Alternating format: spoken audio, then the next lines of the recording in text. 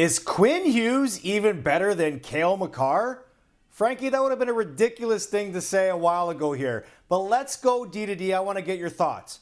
Quinn Hughes is on pace for 102 points this year. Has Quinn Hughes' play changed that conversation when it comes to best defenseman?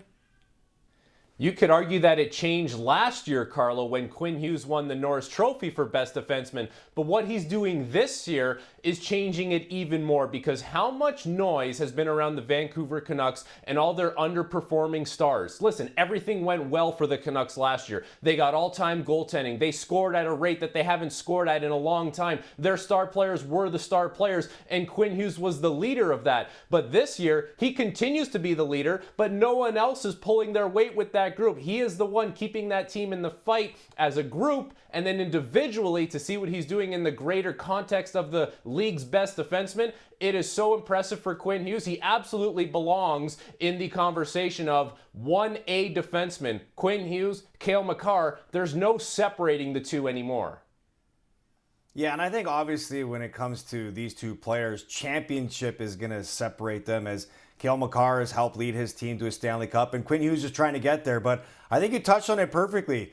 Quinn Hughes leading a team with all the turmoil that team is going through, where Makar, it's been an easy breeze. I know they just traded Rantanen, but he's still playing with McKinnon, who's leading the league in points. It's been a little bit easier for him, but I can see the gap definitely closing here. Well, speaking of Makar, okay, let's take a look at what his next contract would look like. I know it's 2 years away, but everybody was shocked to see the Colorado Avalanche trade Mikko Rantanen. Did they trade it in the fear that they're going to have to pay Kale Mar a boatload of money in his next contract?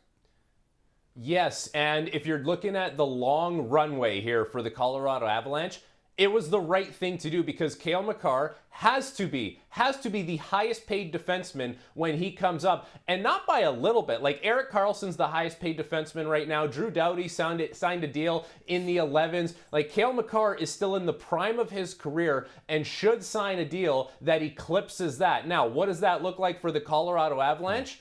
Maybe it doesn't go past Nathan MacKinnon's $12.6 million, because you could still get him under MacKinnon and make him the highest paid defenseman in NHL history, but it's going to be a lot of money. It's going to be well earned, and the Colorado Avalanche have realized that and didn't want to have three players making massive amounts of money. They're going with their top forward and their top defenseman. Yeah, I think you're living in a dream world for Makar to get less than MacKinnon. I mean, we're talking about 2 years from now where the cap could be $100 million. I think Kale Mar is going to absolutely reset the player market. I think we could be looking at a contract here where the defenseman gets paid $15 million, because if you look at the percentage of the cap, he's definitely going to prove that he's worth it. So fascinating to see what the next player contracts are going to look like with the new injection of the CBA.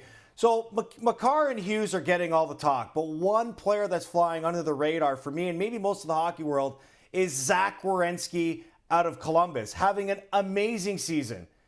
Is he sort of under the radar here? Look, maybe a little bit underrated, or should he be a guy that people look at as a Norris Trophy candidate? He absolutely should be a Norris Trophy candidate, and very well will be when it's all said and done. And if you haven't noticed what Zach Werenski is doing, or you think he's underrated, you just haven't been paying attention, because he leads the league in time on ice per game. And think about everything that has happened around the Columbus Blue Jackets. They've had massive injuries. Guys like Boone Jenner, Sean Monahan's been out, Chinakov's been out, Danforth's been out, Goodbranson's been out. Like, there's been some significant injuries for that group. All they do is continue to score, continue to win. So, you can lead the NHL in time on ice per game, and those minutes might not be as meaningful, and you'll just be out there skating around.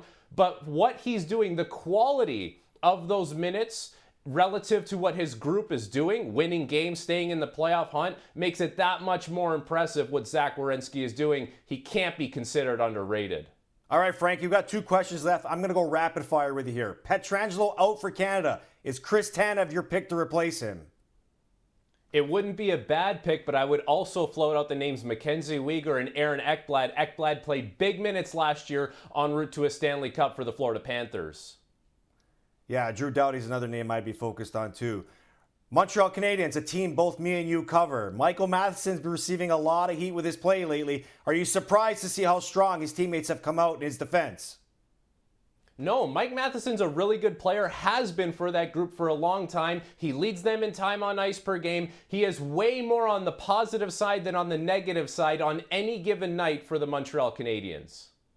Yeah, and expectations bring out big performances. He has to be better. We went D to D today on this segment of Power Plays powered by FanDuel. Stay tuned for the rest of the season as we watch these storylines continue.